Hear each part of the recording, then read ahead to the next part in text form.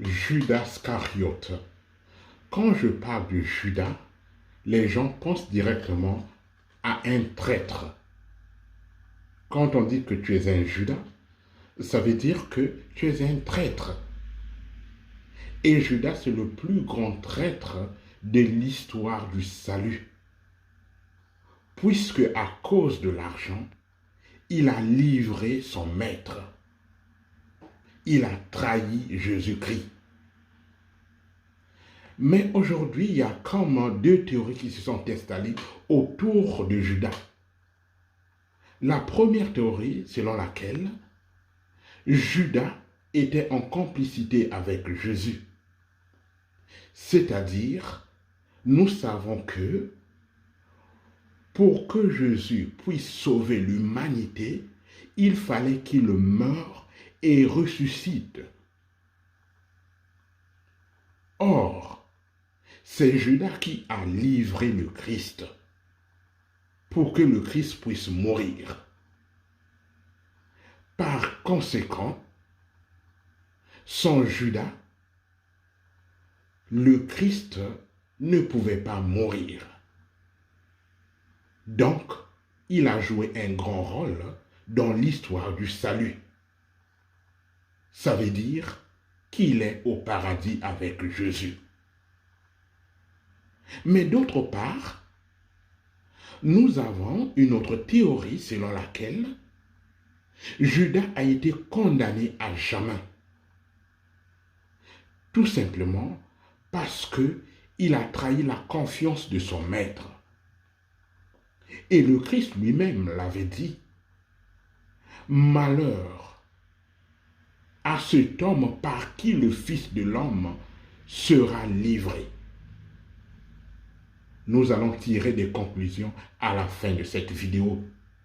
Suivez-moi jusqu'à la fin pour savoir réellement quel est le rôle joué par Judas dans la Bible.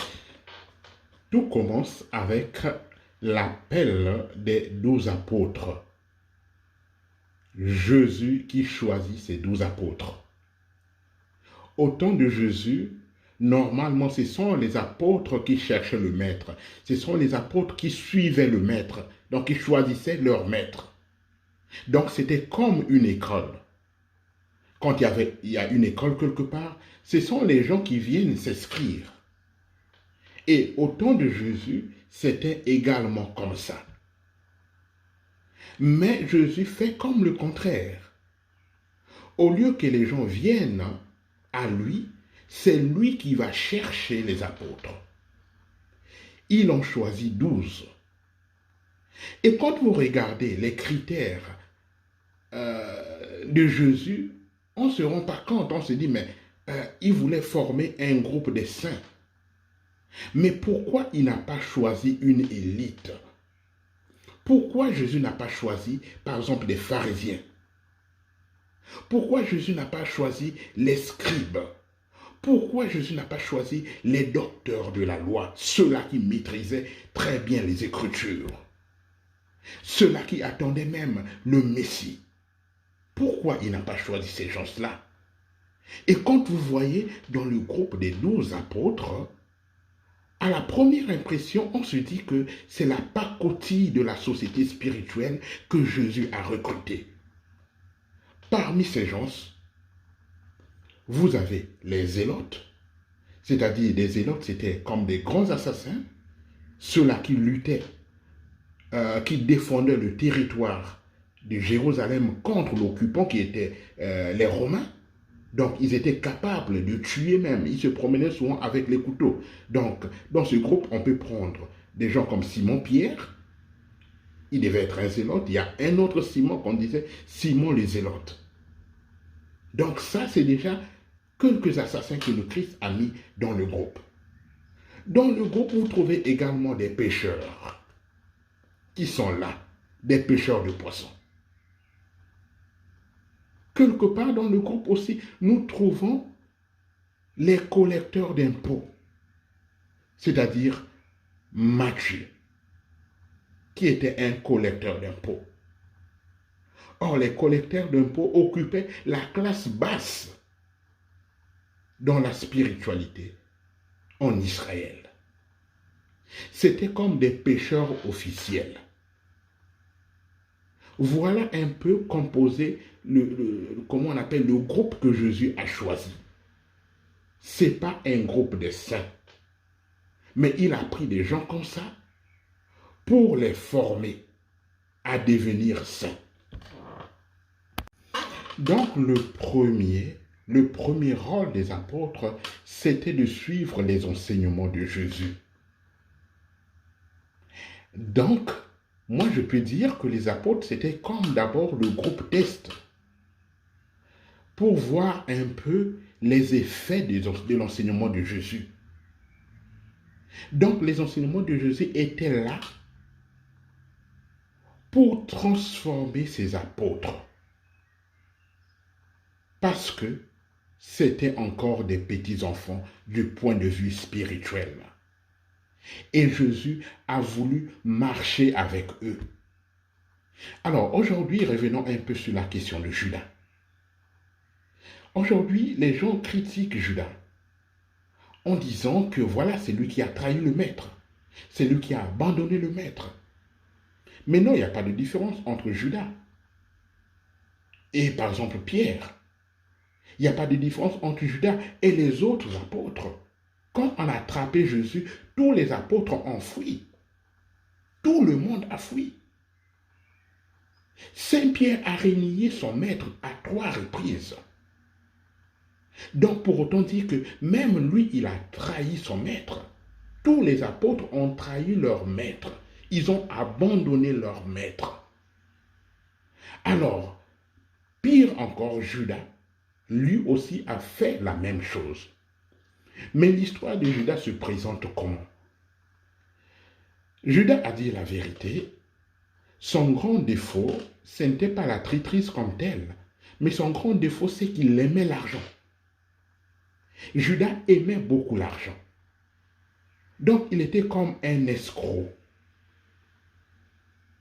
Alors, en livrant Jésus, il se disait, comme Jésus avait fait beaucoup de miracles, comme Jésus était capable de marcher sur les eaux, comme Jésus était capable de ressusciter les morts, de guérir les lépreux, de guérir les estropiés, de guérir les aveugles. Donc, Jésus pouvait disparaître. Il ne pouvait pas se laisser crucifier comme ça. Donc, c'était ça le plan de Judas. Judas se disait, non, non, je vais manger leur argent pour rien. Ils m'ont déjà payé, je vais leur dire où se trouve le maître. Et puis, à la fin, voilà. La messe sera dite. Mais quand Judas a vu que son maître mourait déjà sur la croix, alors à ce moment, il s'est rendu compte qu'il a trahi son maître. Et il est parti se suicider. Il a jeté cet argent et il est parti se suicider. La grande erreur de Judas, c'est le fait qu'il n'avait pas cru au pardon de Dieu, qu'il n'avait pas cru à la miséricorde de Dieu. Il s'est dit, non, c'est fini pour moi. Je suis irrécupérable. Mais or, vous voyez, Pierre qui a trahi son maître à 3 reprises aussi, il a supporté. Et finalement, il a été pardonné par le Seigneur. Alors, quant à dire si Judas est au paradis ou bien en enfer, vraiment, moi, je ne saurais pas dire ça. Mais le grand problème de Judas, c'est qu'il n'avait pas cru à l'amour de Dieu. Il n'a pas cru à sa miséricorde. Donc ça, c'est un point très important. Pour conclure, je dirais ceci. Nous aussi, nous sommes appelés, de par notre baptême, par le Christ, pour être ses apôtres, pour être ses disciples. Il ne faut pas se décourager. Nous sommes des pécheurs. Nous pouvons commettre même les péchés les plus graves. Ce qui est important, c'est que le Seigneur nous tend toujours la main. Il ne faut pas que nous puissions être comme Judas, se décourager et dire « je suis irrécupérable ». Mais soyons comme Pierre, qui était toujours disposé à servir le Seigneur et qui a reconnu son péché et qui a dit « oui Seigneur, tu le sais, tu sais bien que je t'aime ». Judas aussi aimait le Seigneur.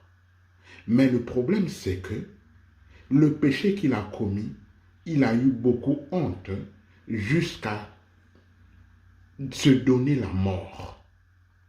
Oui, chers frères et sœurs, deux fois nous aussi, nous nous donnons la mort quand nous commettons quelques péchés. Deux fois nous abandonnons même l'Église parce que nous avons fait quelque chose de grave. Il ne faut pas oublier que nous sommes toujours en marche avec le Christ. La sainteté, ce n'est pas un acquis, mais la sainteté, c'est quelque chose qu'on acquiert petit à petit. On n'acquiert pas la sainteté une seule fois, mais c'est en marchant avec le Christ, au fur et à mesure, on tombe, on se relève, on tombe, on se relève, on peut même tomber 1000 fois. Mais le plus important, c'est de croire en la miséricorde de Dieu. C'est de prendre